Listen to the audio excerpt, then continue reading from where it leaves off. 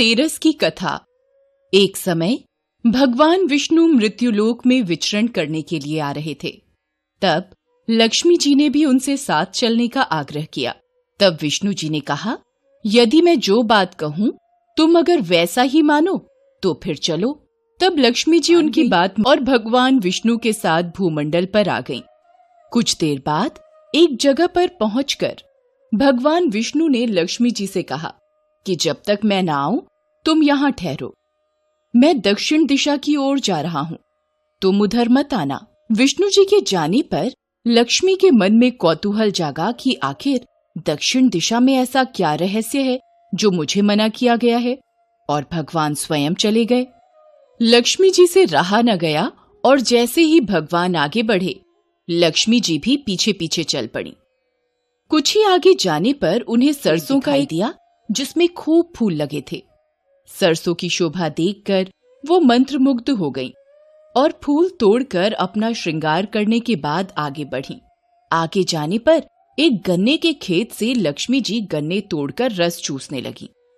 उसी क्षण विष्णु जी आए और ये देख लक्ष्मी जी पर नाराज होकर शाप दे दिया कि मैंने तुम्हें इधर आने को मना किया था, पर तुम न मानी और किसान की चोरी का अपराध कर बैठी। अब तुम इस अपराध के जुर्म में इस किसान की 12 वर्ष तक सेवा करो। ऐसा कहकर भगवान उन्हें छोड़कर क्षीर सागर चले गए। लक्ष्मी जी उस गरीब किसान के घर रहने लगी।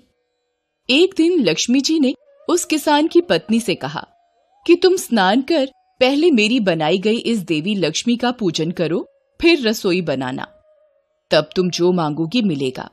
किसान की पत्नी ने ऐसा ही किया। पूजा के प्रभाव और लक्ष्मी की कृपा से का घर दूसरे ही दिन अन्न, धन, रत्न, स्वर्ण आदि से भर गया। लक्ष्मी ने किसान को धन धान्य से पूर्ण कर दिया। किसान के 12 वर्ष बड़े आनंद से कट गए। फिर 12 वर्ष के बाद लक्ष्मी जी जाने के लिए तैयार हुई। विष्णु जी लक्ष्मी जी को लेने ने उन्हें भेजने से इनकार कर दिया। तब भगवान ने किसान से कहा कि इन्हें कौन जाने देता है, यह तो चंचला हैं, कहीं नहीं ठहरती। इनको बड़े बड़े नहीं रोक सके। इनको मेरा शाप था, इसलिए 12 वर्ष से तुम्हारी सेवा कर रही थी। तुम्हारी 12 वर्ष सेवा का समय पूरा हो चुका है। किसान हठपूर्वक बोला कि नहीं, अब मैं लक्ष्मी जी को नहीं जाने दूंगा। तब लक्ष्मी जी ने कहा कि हे किसान, तुम मुझे रोकना चाहते हो तो जो मैं कहूं वैसा करो। कल तेरस है, तुम कल घर को स्वच्छ करना, रात्रि में घी का दीपक जलाकर रखना और सायंकाल मेरी पूजा करना, और एक तांबे के कलश में रुपए भर कर मेरे लिए रखना। मैं उस कलश में निवास करूंगी, किंतु पूजा के समय मैं तुम्हें दिखाई नहीं दूंगी।